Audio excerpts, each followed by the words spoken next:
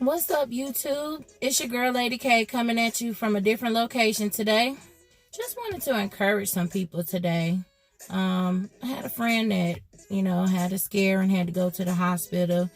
And it just really made me think that life is too short. Now, no, my friend is not deceased. Thank you, God. We believe in God for her total healing. But just the fact that I was just with her yesterday and she was fine. And then today she's in the hospital. So, it just made me think that life is just so short. You could be here today and gone today. It doesn't even have to be here today, gone tomorrow. You could be here today and gone today. There's so many people that I have come across that are just complacent, sitting there, stuck in a rut. And if you say something like, hey, well, what is it that you want to do? I don't know. I don't want to do this.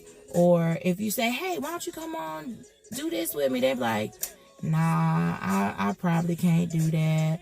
I'm going to just sit here and chill. They're stuck. And life is too short to be sitting there stuck and miserable. Do you guys remember when email was the big way to communicate, and they used to send these chain emails that was like forwarded to 10 people in the next 5 minutes, or, and a big blessing is coming your way. Now, this was before Messenger. Before Messenger came and had the same thing that said, hey, forward it to 50,000 people. And, if you love the Lord, and if you don't, you one of the devil's kids. I mean, you're not going to go to heaven or hell because you didn't send the email. But either way, the chain email that was going around, it was a story about a person that died and went to heaven. And while they were in heaven, they were walking down this long hallway full of doors, and all of the doors were closed except one. So this person is walking down this hallway. They come to this open door, and of course, if you're walking down the hallway and you come to an open door after all the rest of them closed, you're gonna peek in, right? So the person peeked in, and they saw this room full of presents. And I mean, I'm a visual person, so I'm imagining a banquet hall full of presents stacked from the floor to the ceiling, like a hoarder's place of presents. And so they looked and saw that their name was on a present. So they kept looking and noticed that their name was on another present and another present and another present. So by the time they got halfway through the room, in comes Jesus. And so the person is like, Lord, what is this room? What is this? And he says, my child, these are all the gifts that you never asked for on earth. Isn't that just like amazing that could happen? Well, I mean, I don't know if it could happen, but I don't want to get there and find out either. I mean, somebody else can be the guinea pig, and maybe this person, you know how people say they died and came back. But anyway, that's a whole nother thing. Anyway, I don't want to get to heaven and see all of these presents that could have been mine, and it's just saying, hey, you didn't ask for them. So I'm asking for every present that God has for me. There's a song or a hymn that says he has 10,000 blessings just waiting in his hands for me. And I want all of those 10,000 blessings.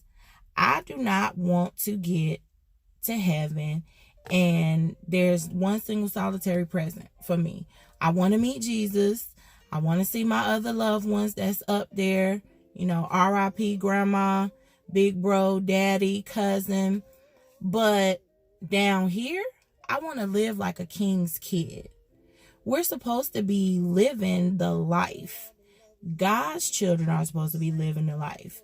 It says the wealth of the wicked is stored up for the righteous.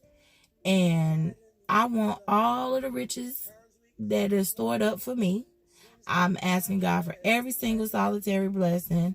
I just don't want to get there. And there were things that I could have had down here. So the people that are stuck and complacent, it may not be something that they thought would happen, but because they're on autopilot and they're not feeling, they don't even know that they're stuck in a rut. So I just wanted to encourage somebody today, that you can get your hustle on the best way that it is for you. And it doesn't even have to be that you own your own business. You could be getting your hustle on at work. I mean, you might be climbing the corporate ladder and doing your thing. Hey, work it. It's graduation season, so maybe you busted your tail and now you the valedictorian or the dean's list or the principal's honor roll for high school and regular schools honor roll. So maybe that's what you got your hustle on. You was hitting them books and you did it. You done got all these scholarships. You got accepted to all of these schools. I mean, getting your hustle on does not necessarily have to be about having your own business. Now, if you do, that's great, but it doesn't have to be that. So you're probably sitting there saying, okay, who is this lady that has the nerve to come and tell me, don't be stuck, get up, do something? Well, I'm just ordinary people. I'm just somebody who got tired of being sick and tired and decided to step out of her comfort zone. So I hope that encourages someone. I just want you to know, ordinary people, they do it. They can dream big and they can get their hustle on. Till the next time.